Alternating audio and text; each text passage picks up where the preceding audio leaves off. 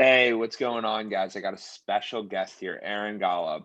He's the first blind NCAA football player and NFL free agent.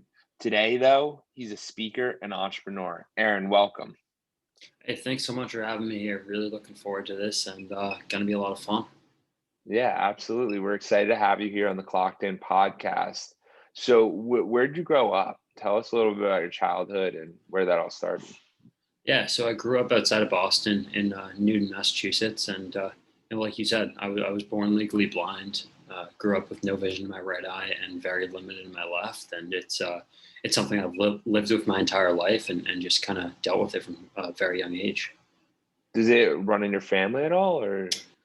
I mean, technically, it is like a hereditary disease, but it's also extremely rare. So no one that we know of in my family, like someone must have had it, but generations and generations ago, in my family.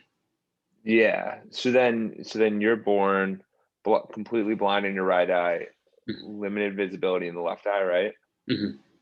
Yeah. So how did Zach growing up and like how did your parents provide an impact to you?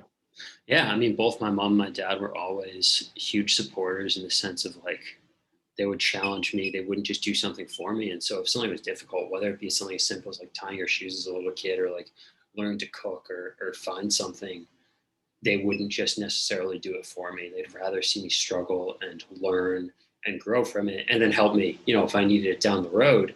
But that was what they did, and I think it was had a huge impact on kind of how I faced challenges and obstacles later on in life. Yeah, I think that's so powerful because we're in an age where everyone just wants to help everybody, give it to them right away. And for them to provide you with the challenge and say, Aaron, let's step up, let's see what happens, Yeah. provides a good value. So then you go on, you're going through school, and then seventh grade football comes along, right? Mhm. How is that? How is that for you?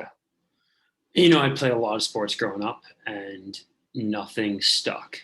Or at least team sports didn't really stick. Like Yeah, was never very good, never the best athlete, and I always loved football, and so I started playing in seventh grade, and I wasn't very good. I was undersized also, but it didn't matter because when you're seventh grade, you're what, like 12 years old or something. Like it doesn't.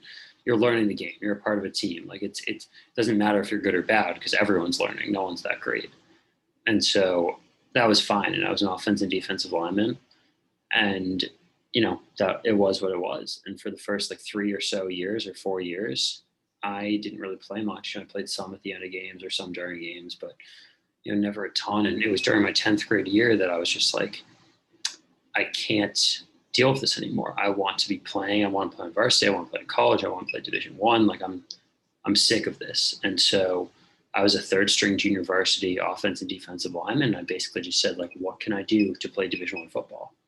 And I found long snapping, and I kind of made two decisions. First off, if I got good enough at long snapping, I might have an opportunity. Someone might give me a shot.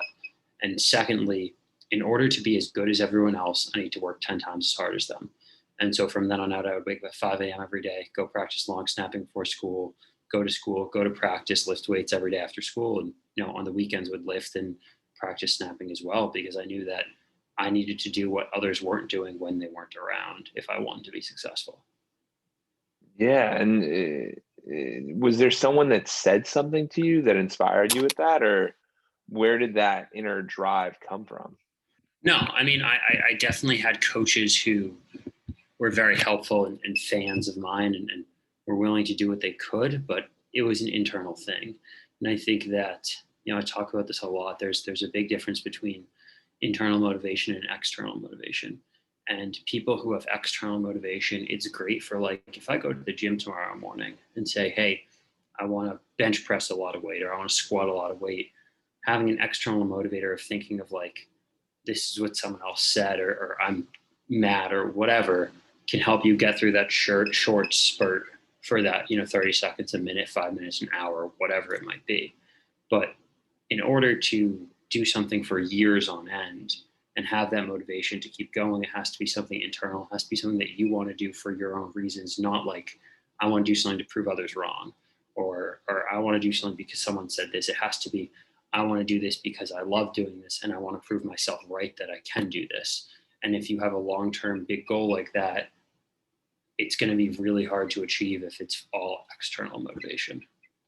Yeah, I completely agree with that. I actually ended up doing a marathon back in 2019, and when I was doing that, you don't train for a marathon on the side. You gotta No. train throughout and be rigorous with it. And but my whole point about that being with the marathon is that it becomes a mindset inside of you. So when you were doing this with you, this 10th grade, 11th grade, 12th grade, where was it you always wanted to go D1? You always wanted to really see that vision through? Yeah, yeah. I think I was, at the time you can probably say like pretty stubborn about it, but now you look back and you're like, he had a goal and it was awesome. But I talked to a few schools that were lower levels, like D2 and D3, and there's nothing wrong with playing D2 and D3. It wasn't what I wanted to do. I just, for some reason, had no interest in that, and I wanted to only play Division 1. And you could say that I limited my options in that way because I definitely did. But at the same time, I went all out and I contacted like literally every one Division 1 school in the country, sending them multiple emails until they told me no, or calling them. It was literally my first attempt, like first job of prospecting. It was my first sales job. Like I was selling myself to college football coaches. There was like one instance where I didn't hear back from someone. I was in the state for some reason, like visiting family. I just showed up on the campus at the football office and was like, hey, like I've, contacted so and so, like I'd love to chat. I'm around. And they were like, hey, like he's busy. He can, meet you in 2 hours. And so I just like walked around campus for 2 hours and showed back up, and they were like, shit, he's still here. And then they met with me because I stayed. I love it. I love it. And this is the type of drive that's needed to get to that next level because, yeah, you can always believe in yourself and believe anything's possible, but unless you put yourself out there and removing that fear of rejection, because what is rejection? It's nothing. Like you never Oh, had it 100%. beforehand. Like the reason that people are afraid of rejection is because they're afraid of other people's opinions. They're too into their ego of like, if someone says no, if someone doesn't want me on their team, if I get rejected from this company, if I ask this girl out on a date and she says no, how will this make me look? And when most people think of like the word ego, they think of someone who's like very arrogant. And yes, that is true in some sense of the word, but your ego also relates to like just your feelings of things that kind of can hold you back as well. And so people just have an inflated ego of like, people are going to think of me, people are going to make fun of me, what are others going to think? And it's realistically like no one else cares. You ask that girl out on a date and she says no, she's not going to think of you the next day. Like you do something stupid in the gym and you think that everyone's watching you. 2 minutes later, they're focused on themselves. Like it's people are way too into this thought of rejection because they're afraid of others' opinions, when realistically no one's opinions care or matter, because like they're not thinking about you as much as you think they are. Yeah, that's a drop the mic because it cannot be more true. We only care about what's going on with us, and Yeah. that's the truth. And when you hear people, oh, I don't want to do this, I don't want to do that. My thought is, hey, if you ask that girl out and she says no, you're back to girlfriend list already. Like Yeah, it is it what it doesn't is. matter. It's just like we are so, when you think of into like the grand scheme of things, like the universe is so massive, and within that, the Earth is this tiny speck. Within the Earth, the United States is this even tinier speck, and then you as a person, it's just like this such a minuscule speck. Like your existence is so little compared to the universe as a whole. And like yes, you can make a huge impact and stuff, but like with the direction I'm going in this right now, it means like you getting made fun of, or you caring what someone else's opinion, like in the grand scheme of things, it does not matter at all. Yeah, and I love how you did that, how you drew out the perspectives to the biggest picture you could think of, which is outside of the universe. Because when you get that big picture view, you start to realize pretty quickly it doesn't matter what I do. Yeah, Like, man, like think of it this way. Like so many people, everyone has a time, and whether it be like an elementary school or middle school or high school, that like, or probably several times that like they either got made fun of or embarrassed themselves, or like something like that. Like, but like when I say like, hey man, like can you name a time in seventh grade that you embarrassed yourself? Like, no, I can't. I mean, personally, I can't because like, I mean, like maybe if I really thought hard about it, I could, but like I can't right off the top of my head because like it doesn't matter. You don't who cares? Like that stuff doesn't matter. Yeah, I completely agree, and it's something similar to just anything in life. When you focus on the long term view versus the short term view, the long term's where you're going to get those better results. So if you place 100%. yourself, so you place yourself in this long term perspective. You're going out, you're campaigning. How did you get Tulane? Like what ended up happening there on the Aaron Um, D1 trip? Yeah, man. I mean, that one was, I eventually got in touch with the coaches. I probably sent them several emails and eventually they responded back and said they had an interest. And, I just kept following up with them. They said, oh, reach back out after the season or, oh, reach back out now, like whatever. Like most people would stop or forget, it's being super organized. I had a very detailed color coded, like Google sheet of stuff. Like I knew Yeah. exactly what I was doing and I was following up with people. I was doing what I needed to do. And, eventually came time that I had the opportunity to choose schools and Tulane was one of them. And it came down to like, what school would I be happiest at if God forbid something happened and I couldn't play football anymore? And that's why I chose Tulane because I knew regardless if I was a student athlete or a student, I would have a lot of fun there. Yeah, I think that's one of the most powerful things going into student athletes because I actually went to University of Tampa and I went with lacrosse. Mhm. And then you realize pretty quickly, hey, like I might not like the sport. It might not work out for me. This might Yeah. not be it.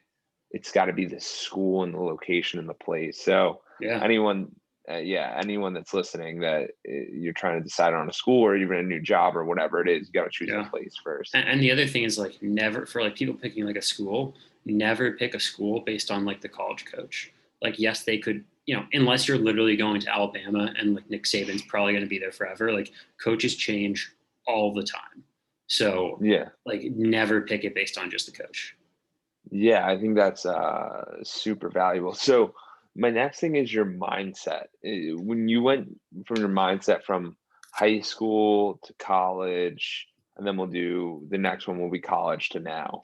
How do you think it's changed? How do you think D1 versus high school, what was going on? Were you more committed than the other kids? What was really happening there? I think the biggest difference between high school and college is the athletic ability and the talent.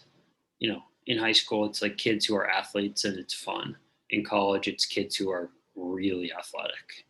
Yeah. And it's a huge difference in talent. And for me, it was about putting in the same work that I did to get me there because I knew that I was the bottom of the ladder again. And so I had to do whatever I could to earn my spot. And it wasn't really any different, just doing the work, earning the respect of my teammates and my coaches, and continuing to be a part of the team. Yeah. So, what were those first couple days like when you get there and they're starting the camp and you're like, oh God, I'm really I mean, starting this definitely, now? definitely nervous and scary and hard. But I think especially as like a long snapper, you're in this kind of small group of like the kickers, punters, and snappers, and so you develop friends really quickly. No matter your position. If you're a wide receiver, you're with the wide receivers. If you're a running back, you're with the running backs, and so because of that, you develop those friendships really quickly. And it just makes it a lot easier. You have people there. You're all doing the same things together. It's not, it's not like you're on your own.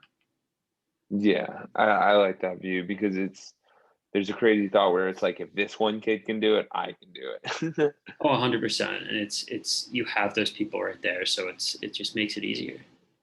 Yeah. So going through the years, what kept you committed, and then what really allowed you to excel? You think?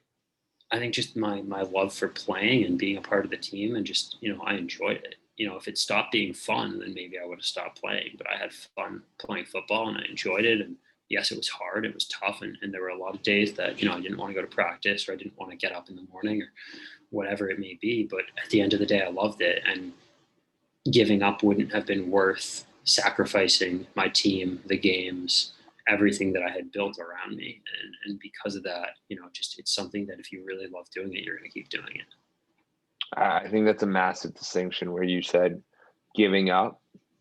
And well, most people would say, "Hey, I'm done. I don't want to do this anymore." You know what I mean? You put it as like I'm giving up and I'm not gonna like I failed and I don't like that. And like let's put it this way, like there obviously lots of people go to college and play and then stop, and I think there's multiple reasons. Some people get hurt and can't play anymore. Some people like really lose interest and don't want to play anymore.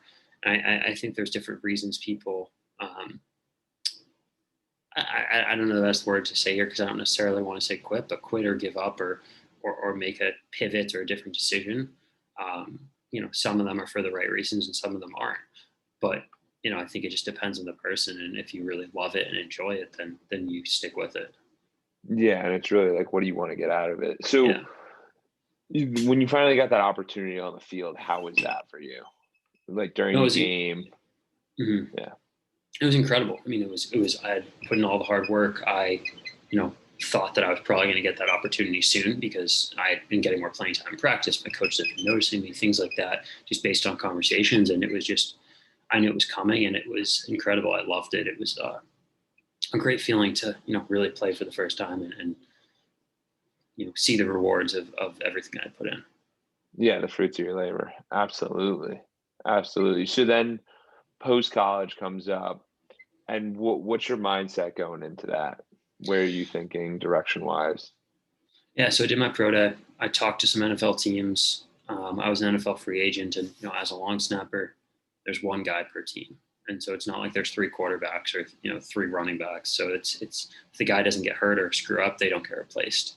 And I decided I had other offers and opportunities in other areas that I wanted to go into after football, and I just made the pivot.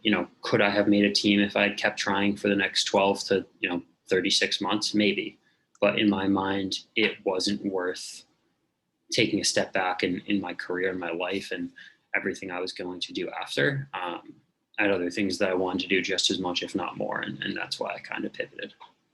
Yeah. So what was that mindset change for you? That you were like, okay, I'm done with football because now you have this huge thing that was so prevalent in your life, whether it was working out, whether it Mhm. was going to practice, whether it was being with the team, and now you're like, Yeah, it's gone. I think it was definitely hard at first in the sense of like it's just an adjustment. But I think that one thing that more people need to realize and understand, as whether it be college athletes or just anyone, is your self worth shouldn't be tied to anything outside yourself. And so like way too many former college athletes tie their self worth to the sport that they played in college, to the notoriety that they had, to the position and standing that they had on campus. And because of that, that causes other issues or depression or things like that post athletics. And when you can learn to separate your self worth from that sport or from that thing and realize that like your self worth is yourself and not that sport, then you can take that into other areas. Yeah, that's so powerful. Being able to separate yourself from the outcome and not be connected, and not identify yourself with a job, not identify yourself with a sport, not identify yourself with a girl, not Yeah. identify yourself as I'm Jordan Edwards, Yeah. and that's who I am, and that's that. Man, Like, it's I see it all the time. Like so many people go into like investment banking out of college because they think it's cool or they think they're going to make a lot of money or they think like whatever, and they hate their lives but they stick it out because they think they want to make a lot of money. Or the same thing with like people want to be a doctor or a lawyer because of the status, and they struggle through school and they hate it and they just like do it because of that. Well, realistically, like they could make the same money or have the same status like doing something else that they love, and people do things for what they think others will think of them. yeah. So, at what point in your life did you realize that change? That you want to just focus on what's important to you and not what anybody else really cares about? Man, I mean, like to a certain extent in high school, in the sense of like I didn't listen to anyone's opinions with football, but like it wasn't a conscious thing back then. I think, like, I think Subconscious, I, yeah. yeah, like subconsciously I didn't care about others' opinions, and with football, and I was going to do what I wanted, and same with college, but consciously like understanding it and realizing it and being able to talk about it and speak to it, it wasn't until post college when like the puzzle pieces came together, and I understood that, and that kind of aligned with when I got more into speaking as well, just like understanding my journey and my path and everything going on. Because it's just nothing that I thought about or was exposed to before. And now in the world of like entrepreneurship, I surround myself with people who are much more successful than me, much smarter than me, much, whatever, further along in other areas of life than me. And because of that, I learn from them, I grow from them, and I develop these new thoughts and ideas that I wouldn't have had back in college.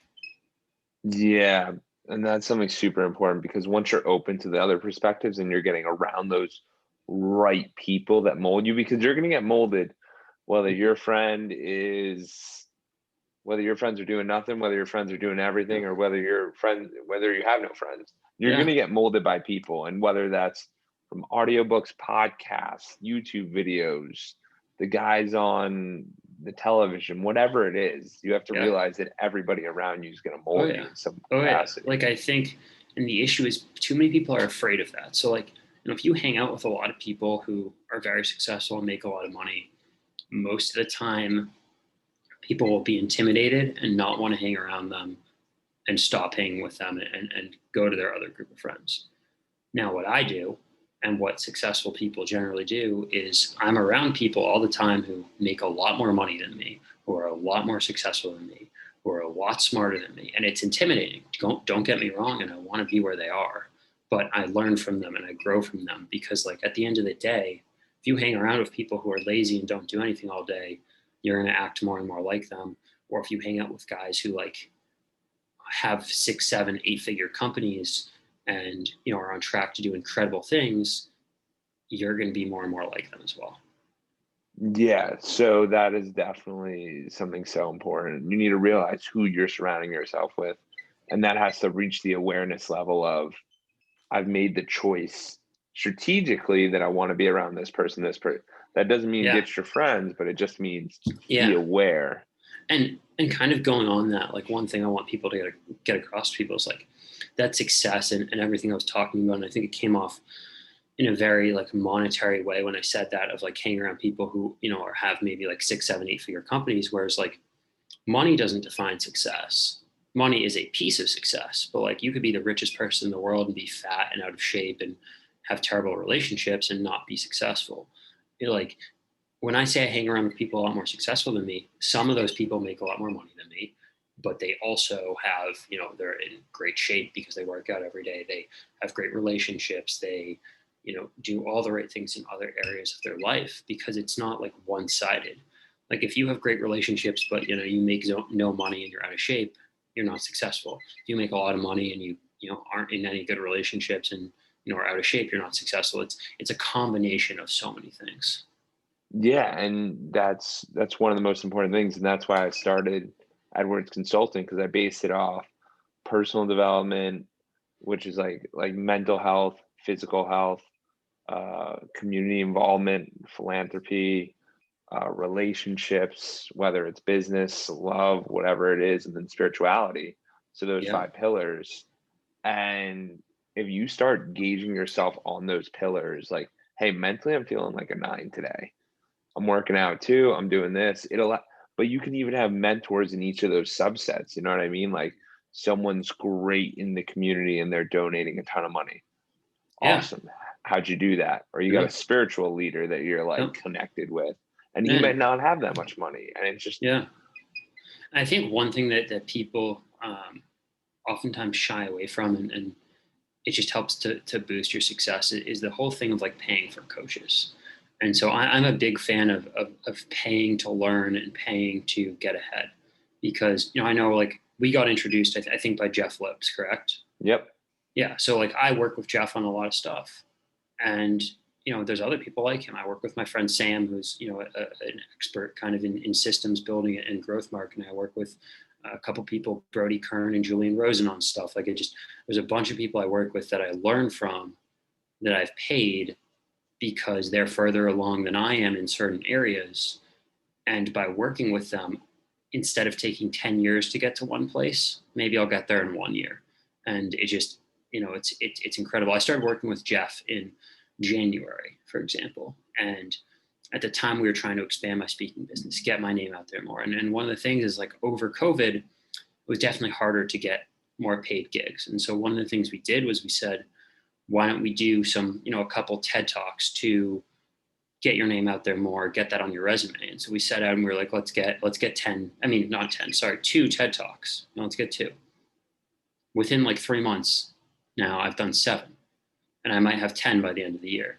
Like it's, and I'm not going past that because, that's just, there's no need, but like, I wouldn't have, we came up with a formula, we came up with a strategy, and I'm going to publish it later this year on how to actually do that. But like, I wouldn't have figured that out on my own within a 3-month time frame. It would have taken me so much longer. So like, like the money I spent to work with him, just like it's so worth it. Yeah, and you also wouldn't have had that. A lot of the time, you don't even have that idea. Like, who would have even thought? I wouldn't have. I don't think I would have. Like I think his idea was doing TED Talks, not mine, because it's like, it looks good on your resume. People like it. Like, I think that I'm pretty sure that was his idea, not mine. And so it's amazing. And it doesn't even matter whose idea it was. It was from that conversation you had with him that it came up, that it was like, I'm ready for TED Talks.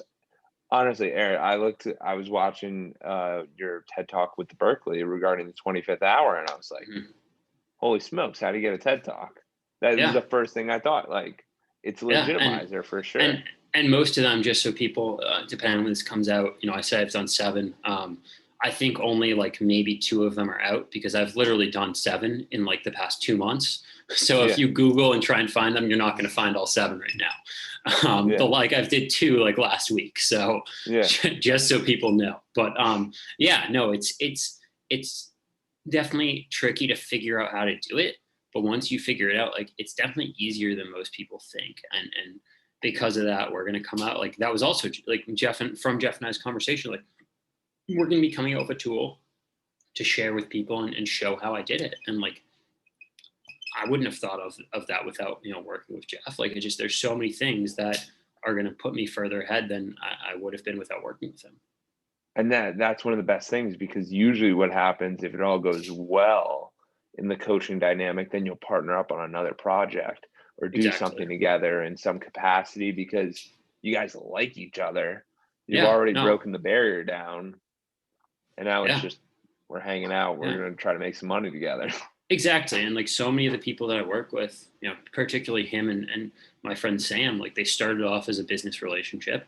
They've developed into incredible friendships, and we do things together in certain capacities. And it's a super interesting space. And when you go into it and you don't think of it as just a transaction, and you think of it as a relationship, it can be so much more than just paying someone to help you. Yeah. And I think that's the barrier for a lot of people, because I invested in my first like big time mastermind during COVID, and I was like, how am I going to pay for this? What am I going to do? But then you hop into it and you're like, everyone's a rock star. Yeah. Like, everyone's a rock star in some capacity. And like, that ability to coach, like you're saying, and get coached accelerates you exponentially. Oh, 100%. And it really opens your eyes. And meanwhile, you probably told people, and a lot of your like close family and friends are like, you're crazy. That's the classic. You're wasting your money. There's no reason for it. Why would you do that? The classics, you know what I mean? Most people think coaching and consulting and things like that is dumb. And, in 5 years, when, I'm extremely successful, I'll be laughing. Like, it's, it is what it is.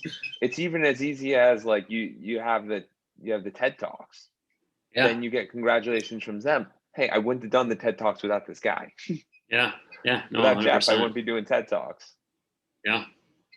So that's super powerful. So let's dive into the quick one about the 25th hour.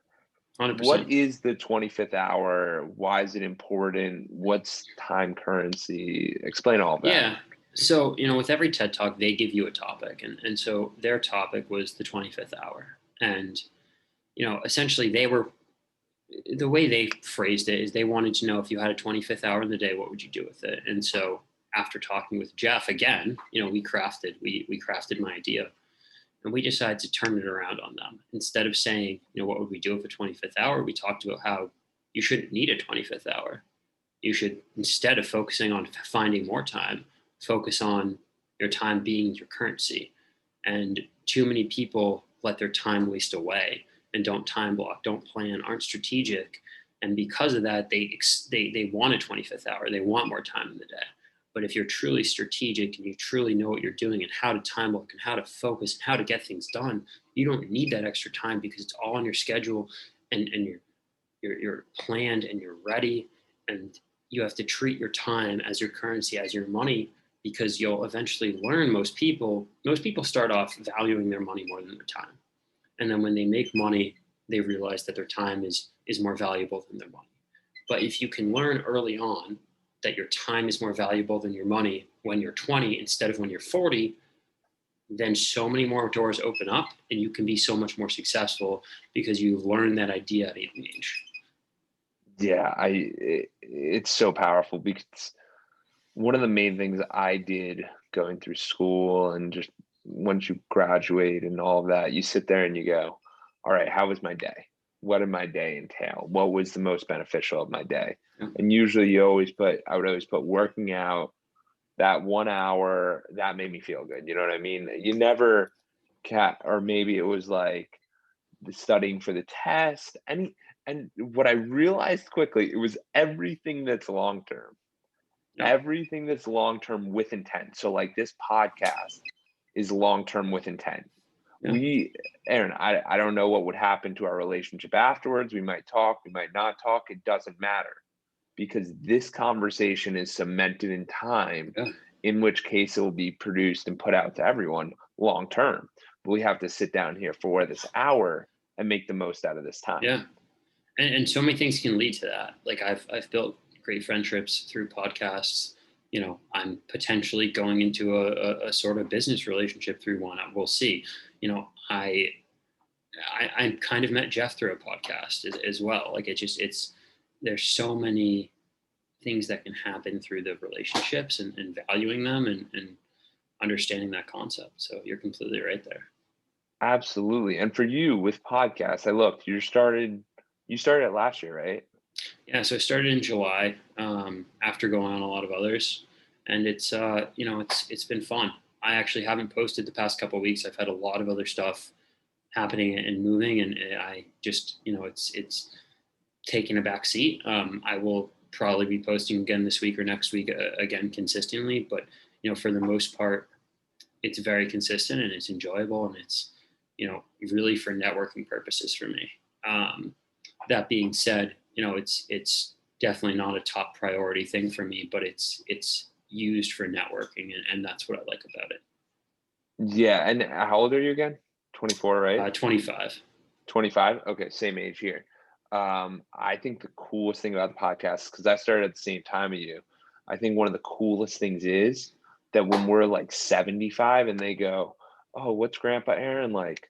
Check Go out this back and listen. podcast with this guy. Yeah, because it's your mindset at this specific time on 6, Yep. 7, 2021. And they're going to be like, what was 2021 like? What was COVID? Yeah, And man, it's it's just, so true. it's incredible. And you just record these and you're like, I don't know where they're going to go, but I got relationships that I'll have forever. So it is what it 100%. is. 100%. And it allows you to pick out whoever you want to meet too, which is really cool. Yeah, no, it's opened so many doors for me, and it leads to incredible things, and you never know what will happen. So, Absolutely. So I think one of the biggest things about podcasting is that it's the outside reach because we get stuck in our circle so often and we don't continue to expand.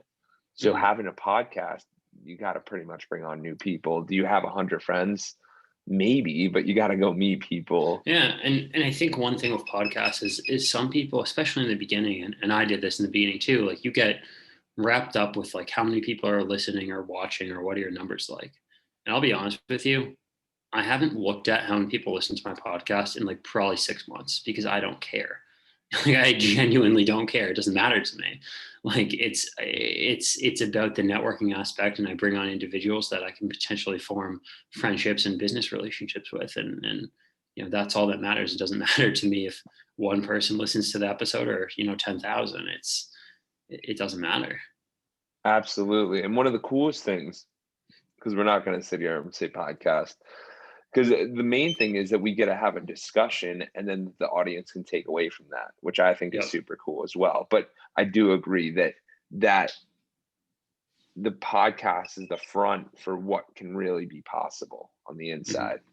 Hmm. So for you, I know you talk about that you're grateful for being blind, legally blind.